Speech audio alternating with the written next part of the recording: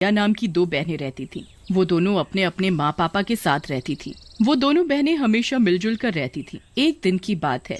बहुत दिन हो गए हम पार्क में खेलने भी नहीं गए, आज खेलने चलें? हाँ दीदी, बहुत दिन हो गए पार्क में खेले हुए, चलो चलते हैं। वहाँ उनके और दोस्त भी खेलने आए हुए थे। चलो आंख मिचौली खेलें। हाँ हाँ, बड़ा मजा आएगा, बड़े दिन हो गए आंख मिचौली खेले हुए। और सब लोग आंख मिचौली खेलने के लिए तैयार हो जाते हैं। सबसे पहले किसकी बारी आएगी? मोनिका की आंखों पर पट्टी बंधेगी। और फिर मोनिका की आंखों पर एक दोस्त पट्टी बांध देता है। फिर मोनिका सब दोस्तों को पकड़ने लगती है। फिर मोनिका अपने दोस्तों को पकड़ते पकड़ते एक झाड़ी के पास पहुंच जाती है। तभी उसे वहां कुछ अजीब सी आवाजें आती हैं।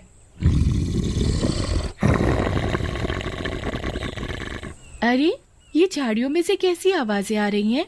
फिर मोनिका झाड़ियों के पास जाकर देखती है तो बुरी तरह डर जाती है। वहाँ एक चुड़ैल होती है, वो भी उसकी ही उम्र की थी। बचाओ बचाओ, चुड़ैल चुड़ैल।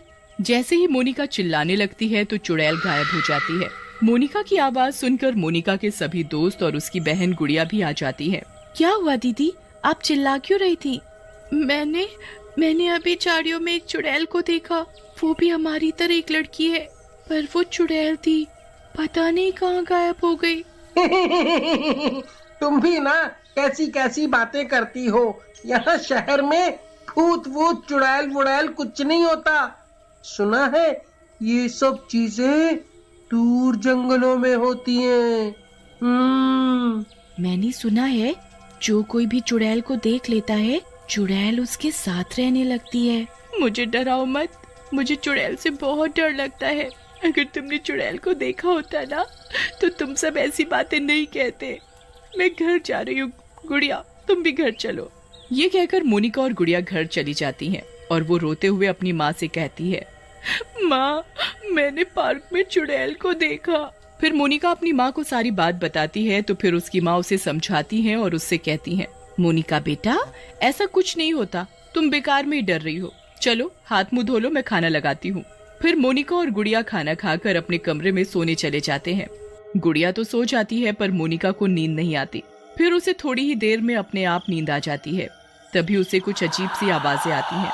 आवाजें सुनकर मोनिका की आंख खुल जाती है तो वो देखती है कि चुड़ैल उसके पास बैठी हुई है। चुड़ैल चुड़ैल, डरो मत, मैं तुम्हें कुछ नहीं करूंगी। तुम वही पार्क वाली चुड़ैल हो ना? हाँ, मैं पार्क वाली चुड़ैल हूँ, मेरा नाम दिया है। तुम चुड़ैल कैसे बन गई?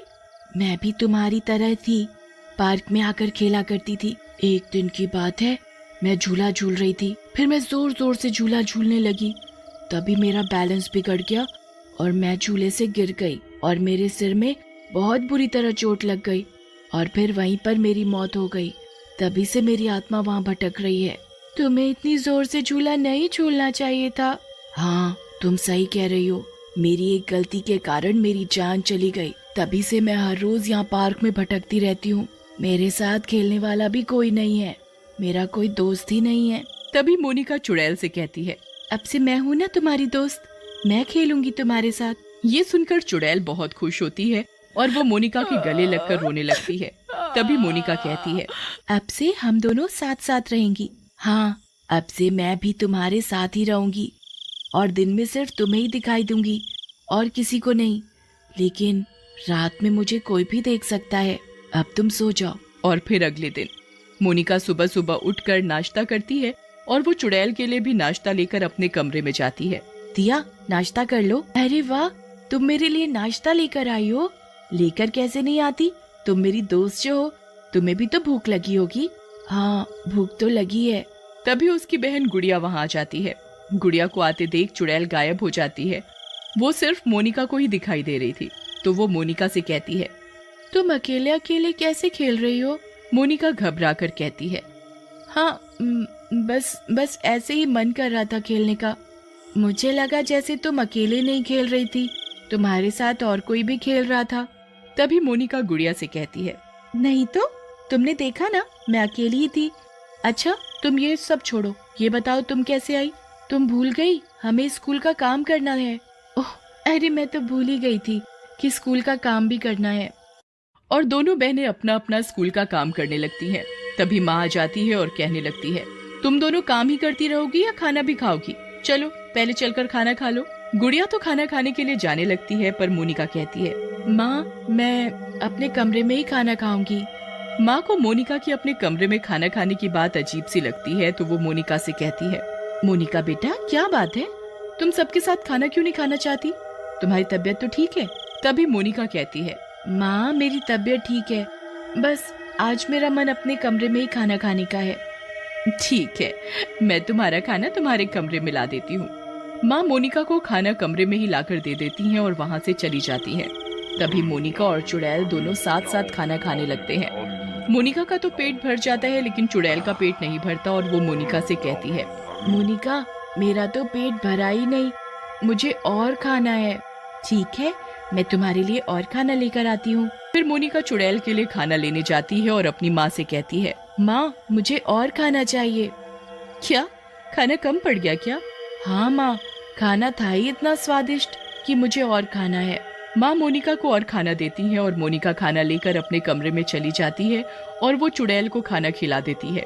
फिर मोनिका चुड़ैल से कहती है, मुझे अपना स्कूल का काम करना है, पर मुझे समझ नहीं आ रहा कैसे करना है। मुझे बताओ क्या काम है, हो सकता है मैं तुम्हारी मदद कर सकूं।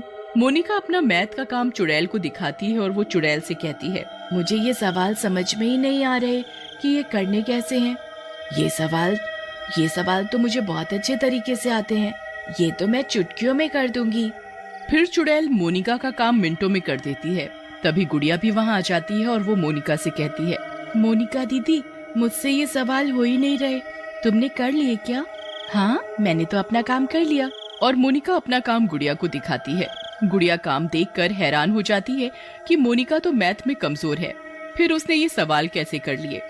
फिर वो मोनिका से कहती है, दीदी तुमने ये कैसे कर लिए? अरे ये तो मुझे आते थे। गुड़िया को मोनिका की बात कुछ अजीब सी लगी और वो वहाँ से चली जाती है। इस तरह मोनिका का बर्ताव दिन पर दिन बदल सा गया था। सभी लोग मोनिका को इस तरह से अकेले देखकर परेशान रहने लगे थे कि आखिरकार मोनिका को हो क्या गया है। तभी एक दिन माँ देखती है कि अकेले अकेले मोनिका किसी से बातें कर रही है। उसकी ये बात देख माँ बहुत हैरान होती है और कहती है, ये मोनिका को हो क्या गया है, कुछ तो गड़बड़ है, मुझे देखना पड़ेगा कि आखिर मोनिका अकेले अकेले किससे बात करती है। और रात को जब सब लोग सोए हुए थे, तभी मोनिका की माँ रसोई में पानी पीने के लिए जाती हैं और वो चुड़ैल को मोनिका के बालों में तेल लगाते देख लेती हैं। चुड़ैल को देखकर माँ बुरी तरह डर जाती हैं और कहती हैं, अच्छा तो मोनिका चुड़ैल के साथ रह रही थी, मुझे कुछ करना पड़ेगा, कहीं ऐसा ना हो ये चुड़ैल मोनिका को कोई नुकसान पहुंचा दे। और अगले दिन मोनिका की माँ पास वाले मंदिर में जाकर पुजारी जी से मिलती हैं और उन्हें मोनिका और चुड़ैल के बारे में सब बताती हैं। तो पुजारी जी कहते हैं, मुझे तुम्हारे घर में हवन करना पड़ेगा, तभी वो चुड़ैल मोनिका का साथ छोड़ेगी। मैं आज ही तुम्हारे घर में चलकर हवन कर दूंगा। ठीक है पुजारी जी, आप हमारे घर चलिए। पुजारी मोनिका के घर हवन करने चला जाता है और घर पहुंचकर घर में हवन करने लगते हैं। और वो घर के सभी लोगों से कहते हैं, घर के सभी लोगों का हवन में बैठना जरूरी है, सभी लोग हवन में बैठ जाएं। घर के सभी लोग हवन में बैठ जाते हैं। गुड़िया और मोनिका भी हवन में बैठ जाती हैं। तभी पुजारी जी हवन करने लगते हैं। जैसे ही वो मंत्र पढ़ने लगते हैं, तभी चुड़ैल सबके सामने आ जाती है और वो कहती है, ए पुजारी तू बंद कर ये हवन, नहीं तो मैं तुझे मार डालूंगी। बंद करो ये हवन, मुझे तकलीफ हो रही है।